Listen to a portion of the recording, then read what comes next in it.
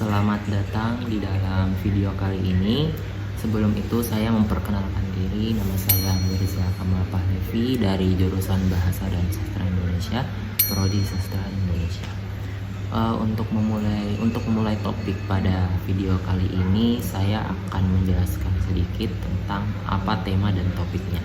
Nah, untuk temanya yaitu bagaimana pembinaan dan pengembangan bahasa Indonesia di kalangan masyarakat umum maupun para khalayak umum.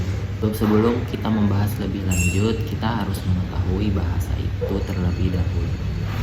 Nah, di dalam era digital seperti ini, bahasa itu menjadi salah satu aset budaya bangsa Indonesia yang sudah diwariskan sejak zaman dahulu. Dan melalui media sosial, kita dapat mempengaruhi dan memperkaya bahasa Indonesia secara bersama-sama. Jadi, mari kita mulai. Sebelum membahas lebih lanjut, mari kita melihat mengapa pembinaan dan pengembangan bahasa Indonesia di dalam media sosial itu sangat penting. Di era digital seperti sekarang, media sosial itu menjadi salah satu platform komunikasi utama bagi masyarakat kita. Dan bahasa sebagai alat komunikasi juga berperan penting di dalamnya. Penggunaan di dalam bahasa Indonesia itu sendiri yang baik dan benar di media sosial dapat membangun budaya yang lebih baik dan meningkatkan pemahaman bersama. Selain itu, penggunaan bahasa Indonesia yang baik juga akan mencerminkan identitas budaya kita kepada dunia luar. Sebelum itu, kita harus mengetahui tentang acuan di dalam berbahasa Indonesia dan mengikuti kaidah-kaidah yang benar. Adapun yang pertama ada KBBI versi 5 yang sudah diupdate oleh pemerintah. Kemudian ada PYD versi 5, PYD 5. Nah, untuk kedua acuan ini teman-teman bisa download di App Store ataupun Play Store. Di situ tersedia aplikasinya. Untuk fisiknya bisa dicari. Tapi kalau misalnya untuk mempermudah itu lewat aplikasi saja dan gampang serta cepat.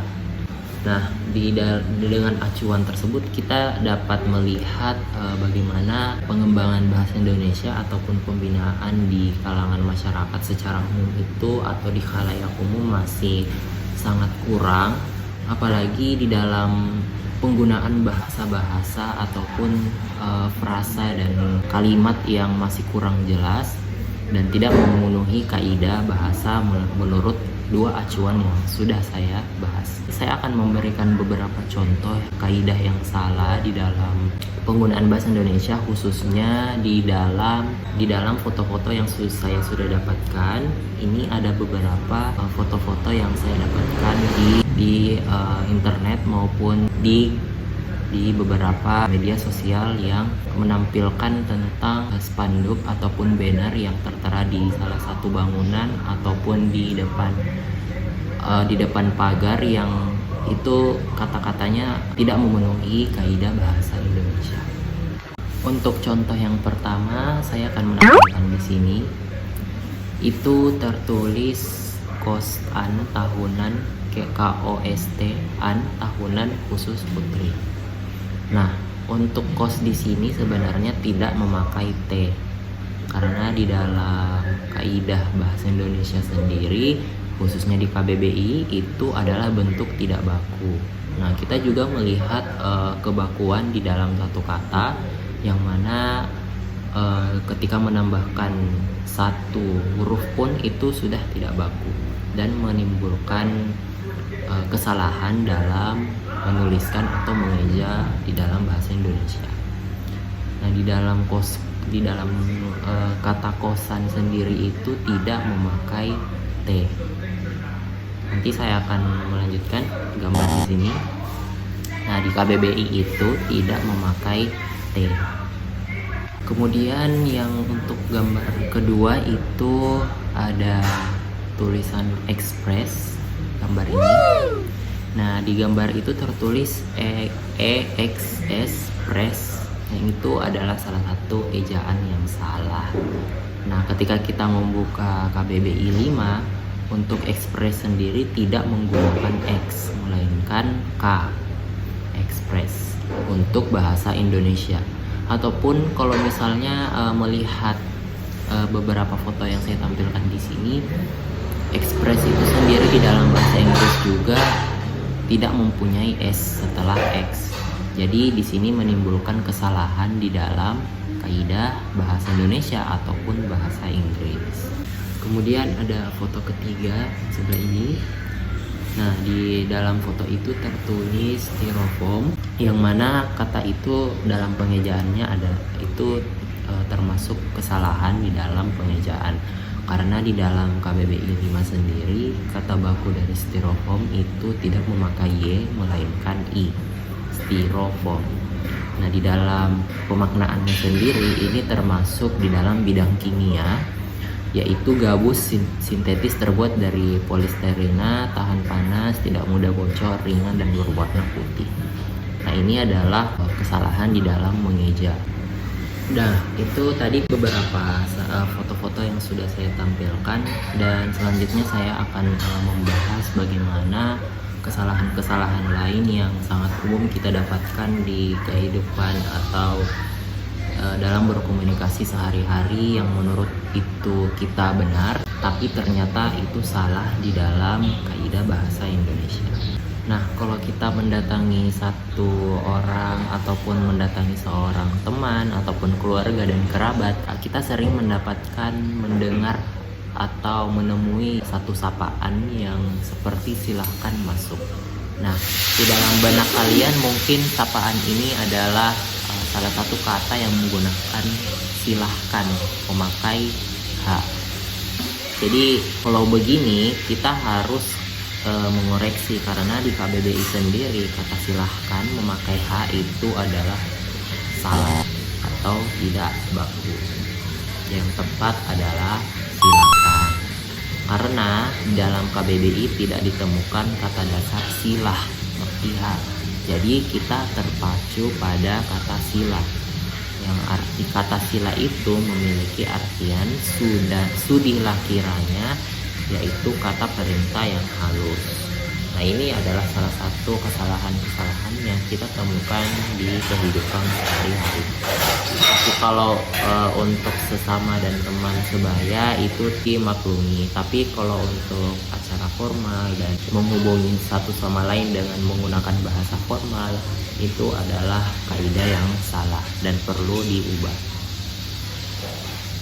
Nah, untuk yang kesalahan kedua yang kita dapatkan sehari-hari itu adalah kata antri atau antre.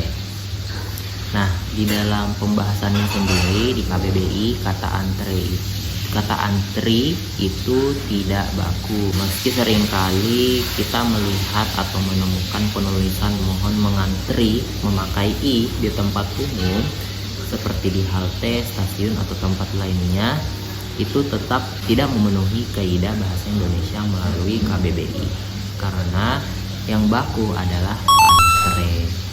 Antre itu adalah salah satu berdiri berderet-deret ke belakang menunggu untuk mendapat giliran. Itu namanya antre, bukan antri. Kemudian yang ketiga itu ada kata sekedar. Menurut kalian apa yang benar, sekedar atau sekadar?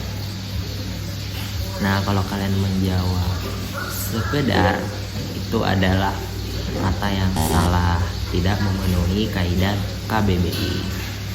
Nah, kalau di dalam kata-kata seperti ini itu sangat sering kita temukan di dalam salah satu tulisan ataupun berita-berita ataupun kesalahan dalam menuliskan salah satu laporan di dalam tugas ataupun semacamnya.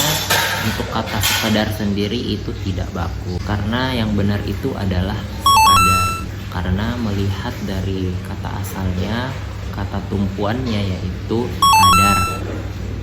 Untuk kata kedar sendiri kan tidak ada kata dasar kedar, jadi kita memakai kadar. Jadi yang benar adalah sekadar. Nah, untuk yang keempat Ini adalah salah satu kesalahan yang paling umum dan paling sering kita temukan di kehidupan sehari-hari, baik itu berkomunikasi secara langsung maupun tidak langsung, yaitu kata di mana. Menurut kalian yang mana yang benar? Di mana sambung atau di mana pisah? Kalau kalian mengira bahwa di mana sambung itu benar, berarti kalian salah. Yang benar adalah di mana dipisah, di mana. Karena penggunaan di dan ke dan seterusnya itu, apalagi kalau merujuk ke satu tempat atau nama orang, itu tidak disambung alias dipisah. Terkhusus juga dengan kata di mana, itu dipisah karena kita melihat atau mengacu pada ejaan yang disempurnakan sendiri. Untuk kata di mana, di dan mana itu adalah salah satu komponen kata yang dipisah. Jadi untuk penulisan seperti ini harus diubah ya. Yang kelima ada aktivitas atau aktivitas. Yang mana yang benar menurut kalian? Kalau kalian menjawab aktivitas memakai V, maka itu adalah yang benar. Kalau untuk F itu adalah kata yang salah. Nah, untuk penulisan kata ini ada pengecualian. Kalau misalnya kita sudah melihat kamus KBBI bahwa hanya menemukan kata dasar aktif, jadi menulisnya dengan aktivitas. Nah, mungkin kita melihat kata aktivitas itu sendiri dari kata dasar aktif memakai F. Nah, tapi yang benar itu sebetulnya aktivitas memakai V. Kenapa? Karena kita perlu ingat bahwa kosakata ini merupakan kata serapan dari bahasa asing. Di bahasa Indonesia, kata asing diserap balik dalam bentuk kata dasar maupun kata berimbuhan. Sesuai kaidah, imbuhan asing itu yang berakhiran ITY akan diserap bersama kata dasarnya. Maka dari itu kata asing active di dalam bahasa Inggris tetap diserap menjadi aktif. Sedangkan untuk activity di dalam bahasa Inggris diserap menjadi aktivitas. Nah, untuk contoh kata lainnya terkait dengan aktivitas ini ada kata efektif. Nah, misalnya di dalam penulisan kata efektif dan efektivitas. Nah, untuk efektif itu sendiri di huruf akhirnya memakai F. Tapi kalau untuk efektivitas seperti aktivitas itu memakai huruf V. Yang keenam ada praktik atau praktek. Kalau kalian menjawab praktek, maka itu adalah kata yang salah. Karena di dalam sama hal dengan kata sebelumnya, ini adalah kata serapan dari bahasa Inggris yaitu practice. Nah, untuk setiap kata yang memiliki akhiran IC seperti practice, maka perubahan yang tepat ke dalam bahasa Indonesia itu menggunakan IK di kata terakhir. Dua huruf terakhir menggunakan I dan K. Sehingga penulisan yang tepat adalah praktik. Nah, ini adalah kesalahan-kesalahan umum yang sering kali kita temukan di dalam berkomunikasi sehari-hari, baik itu di dalam bidang akademik maupun bidang non-akademis. Untuk yang ketujuh ada kata analisis atau analisa. Kalau kalian menjawab analisa, maka itu adalah kata yang salah, tidak memenuhi kaidah bahasa Indonesia dan tidak baku. Nah, kalau di dalam setiap menulis karya ilmiah kita seringkali mendapatkan kata-kata seperti ini, apalagi ketika sedang melakukan penelitian. Nah, kita melihat kata ini sendiri adalah salah satu kata serapan dari bahasa Inggris yaitu analysis. Di dalam penerapan serapannya ke dalam bahasa Indonesia sendiri itu yang berakhiran YSIS berubah menjadi ISIS. Jadi yang benar adalah analisis. Kemudian yang nomor 8 ada nasihat atau nasihat.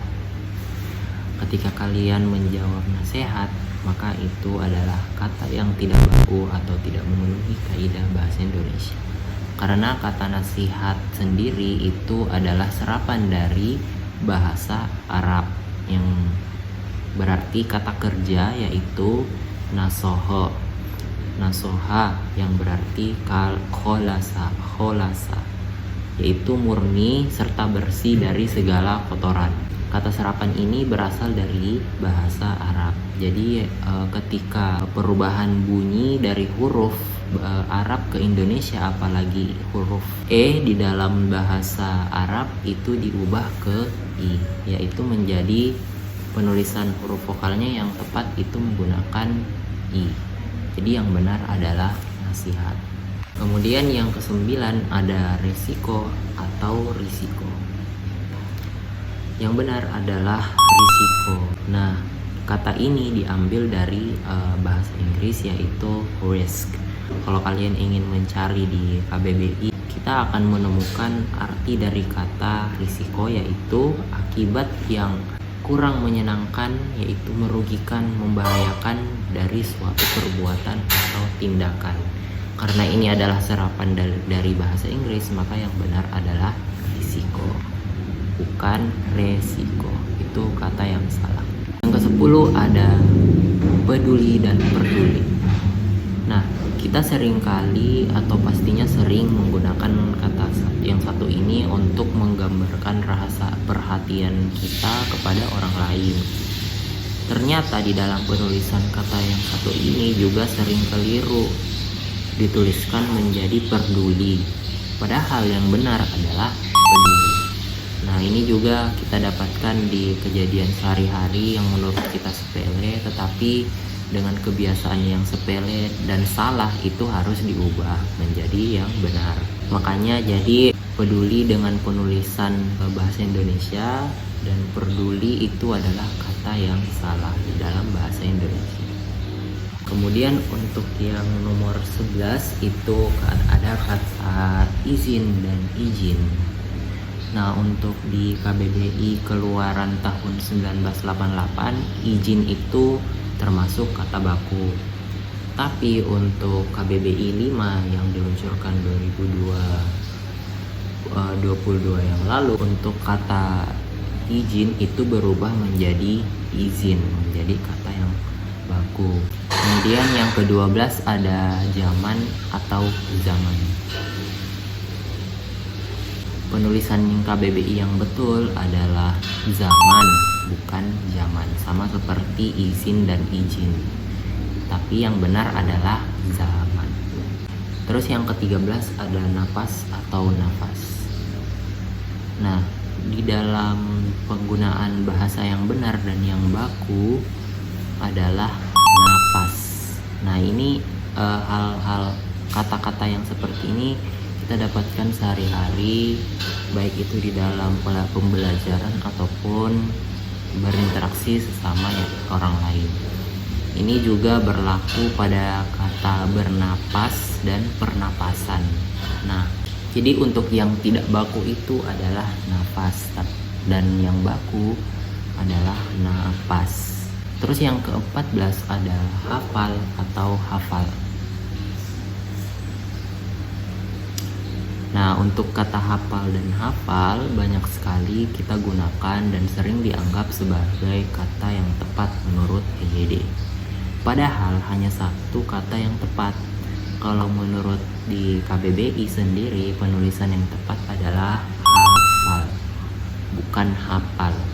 Kata ini mengandung arti telah masuk ke dalam ingatan atau bisa menyebutkan sesuatu di luar kepala.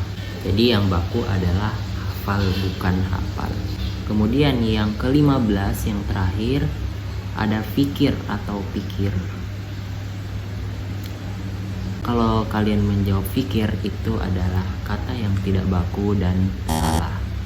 Penulisan kata yang baku menurut KBBI adalah pikir. Kenapa? Karena kata ini merupakan serapan dari bahasa Arab yaitu fikir.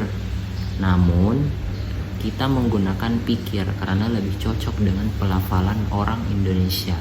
Ini juga berlaku untuk penulisan kata pikiran, berpikir, terpikirkan, dan sebagainya. Nah, untuk membahas video ini lebih lanjut, Dan untuk menambahkan beberapa poin sedikit mengenai pengembangan bahasa Indonesia ini, yaitu ada beberapa strategi yang dapat kita terapkan.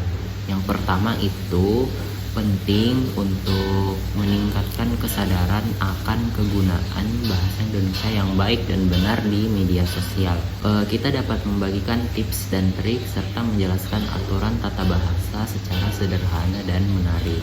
Nah, di dalam video yang saya tuangkan tadi itu menjadi salah satu bentuk pemahaman untuk Anda yang menonton video ini untuk lebih mengetahui lebih dalam lagi bagaimana penggunaan kaidah bahasa Indonesia secara baku dan benar untuk keadaan formal. Yang kedua, kita harus menciptakan budaya saling mengingatkan dengan cara yang positif. Jika kita melihat penggunaan bahasa Indonesia yang tidak tepat di media sosial, daripada mengejek atau menyalahkan, mari kita memberikan masukan yang konstruktif dan bersahabat. Dengan begitu, kita dapat saling membantu untuk menggunakan bahasa Indonesia dengan yang lebih baik. Selain itu, kita juga tingkatkan kegiatan yang mempromosikan penggunaan bahasa Indonesia yang baik di media sosial. Misalnya, kita dapat mengadakan kontes menulis atau membuat video pendek dengan tema bahasa Indonesia. Dengan cara ini, kita dapat mendorong untuk berpartisipasi aktif di dalam memperkaya bahasa Indonesia. Sebelum saya mengakhiri video kali ini, kita merefleksikan dan mulai bertindak. Mari kita bina dan kembangkan bahasa Indonesia di media sosial dengan baik. Setiap usaha kecil yang kita lakukan dapat memberikan dampak yang besar. Jangan lupa untuk berbagi video ini ke teman-teman dan keluarga agar kita semua berkontribusi di dalam pembinaan dan pengembangan bahasa Indonesia di media sosial. Terima kasih sudah menonton. Jangan lupa like, subscribe, dan tinggalkan komentar di bawah. Sampai jumpa di video selanjutnya.